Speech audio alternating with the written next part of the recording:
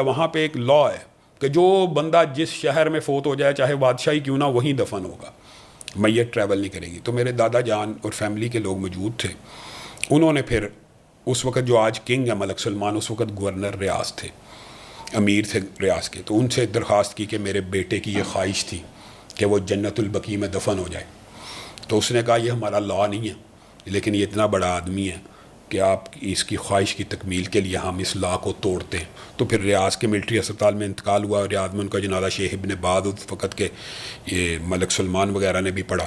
پھر دوسرا جنازہ ان کا مسجد النبی میں لایا گیا، اور مسجد النبی میں ان کا جنازہ ہوا، اور بعین عبد المجید ندیم صاحب کہتے ہیں ان کی فوتگی کے بعد میں نے پوچھا کہاں قبر ہے، جس جگہ پہ وہ بیٹھے دعا کر رہے تھے اسی جگہ اللہ تعالیٰ نے امام مالک، امام نافع اور ابراہیم کے درمیان میں ان کی قبر بنا دی، اور آج بھی وہاں پہ قبر ہے۔ اچھا، دو حصے ہیں بقیع کے، ایک ہے بقیع عام، ایک ہے بقیع خاص۔ بقیع خاص میں کبھی کسی بندے کو یہ اعزاز حاصل ہوتا ہے دفن، وہ علاقہ ہے جہاں پہ 10,000 صحابہ کی قبریں۔